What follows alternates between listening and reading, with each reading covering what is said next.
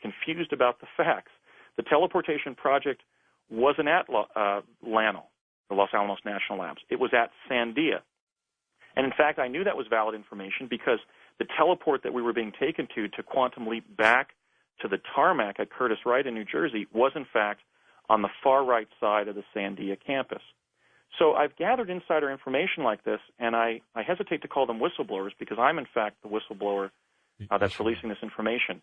But I'm not the only hero of this investigation. My investigation has been advanced by many good and decent Americans who have helped me uncover the truth because they recognize the significance of this accomplishment in our American civilization and the potential to use this technology to really address our global environmental problems and create a 21st century that will be far different and more advanced than the 20th century that we've just left.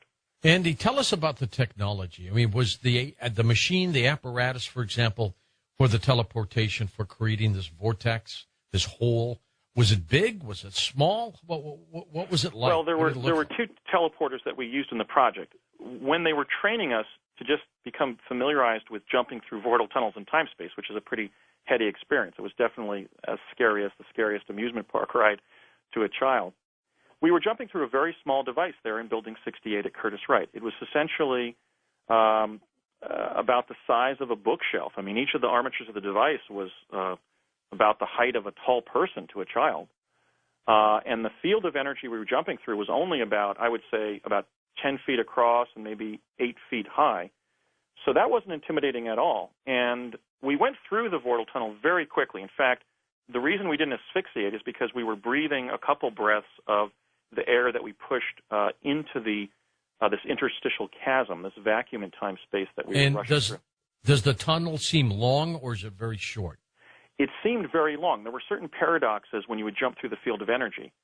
You sensed that you were rushing through, let's say, the Lincoln Tunnel in New York City at 10,000 miles per hour, and yet you seemed to stay in the tunnel for a long time. But then you saw a pinprick of light in the distance that suddenly, essentially, came into full view very quickly, and then we completed our footfall in Santa Fe.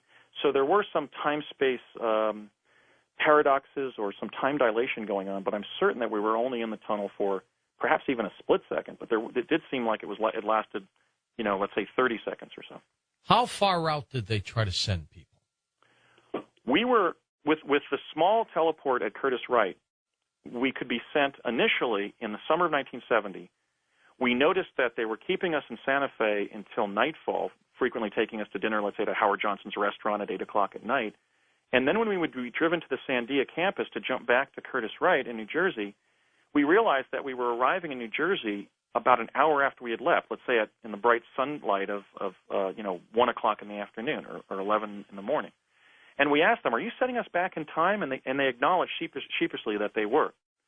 And we asked, how far backward in time can you set us when we return from New Mexico? And at that time, they said 12 hours. But during the 3 years that I principally served on Project Pegasus, from fall of 1969 as a third grader until the summer of 1972, the Tesla model that they had there at Curtiss-Wright was able to send somebody backward or forward in time about 2 years. Because one of the things the American people deserve to know, certainly because these devices were developed with their tax dollars, and this is a major, I think, implication of my story and the book, is that time travel technology enabled the U.S. government to win the Cold War.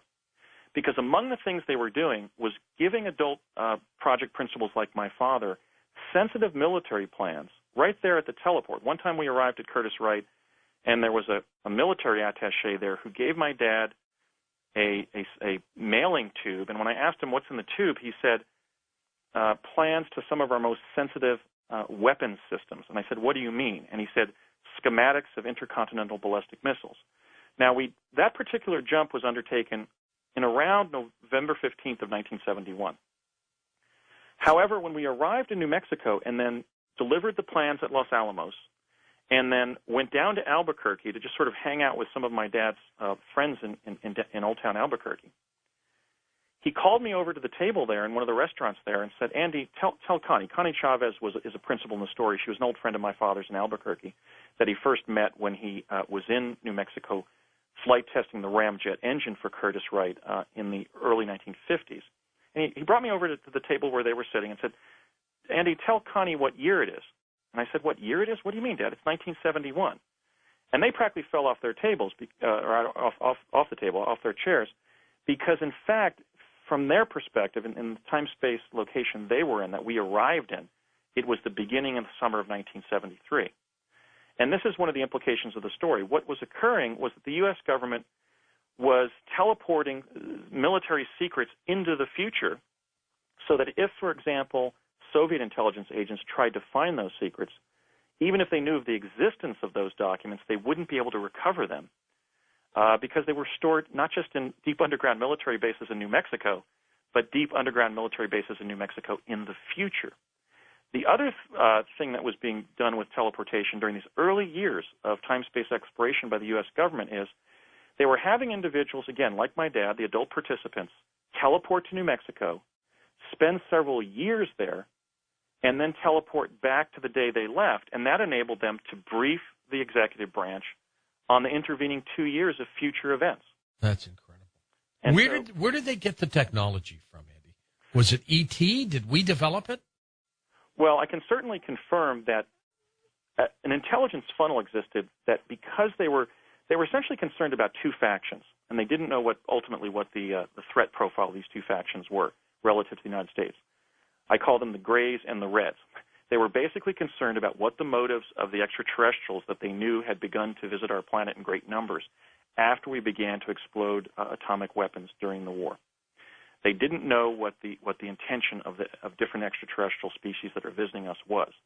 They were also concerned, believe it or not, with a land invasion of the continental United States by the Soviet Army. So they were throwing everything into the defense technical funnel. Tesla's work, the work of, we're going to go into the work of these two Vatican musicologists, Ernetti and Gemelli, who developed a device called a chronovisor that actually renders images of past and future events as a hologram. So they were gathering foreign intelligence that had gone on in other countries. They were clearly reverse engineering extraterrestrial technology from crash saucer cases like the Roswell incident, and even deriving insights into different esoteric technologies from archaeological artifacts that had been collected for the last 100 or 150 years by the time these post-war projects were launched. Andy, there's been a story that we've been tracking for years here on Coast to Coast by a time traveler named John Teeter. And I'd kick myself for the rest of my life if I didn't ask you, because you just seem like you know so much. Are you John Teeter, that time traveler? In fact, I am not. But let me say that I've avoided discussing other time travel accounts, such as the Philadelphia experiment and Project Montauk and also the John Teeter case, because in my estimation, all of them contain some valid information. And I don't know whether that's because they're disinformational ploys or they are apocryphal accounts that emerge from the actual insider experiences that people have that then sort of morph into urban legends as a result of, the post office effect, where people talk about their experiences and then ultimately the story gets altered. Right. I believe the John Teeter story, I will address this since you're asking, and that is I believe it's apocryphal, and let me tell you why I believe that's the case. You asked how far in time they sent us. Well, in terms of forward time travel, there were several jumps that we undertook from an old civic compound immediately outside of Cerrillos, New Mexico. Today it's called the Cerrillos Cultural Center. It was an old recreational facility built for Cerrillos, New Mexico by the WPA during the Depression. And in the summer of 1972, on the Olympic-sized basketball court inside the gym there, they constructed a huge device. It was this 60-foot-high black anvil-shaped piece of high technology that essentially powered a portal or doorway at the base of the device that was illuminated with a blue neon color. And we were trained that summer to run up a ramp and through that portal to access the year 2045. And we were doing that to pop into view in front of one of the project locations in the future. In other words, around 1970, the U.S. Defense Department established ongoing liaison with a time travel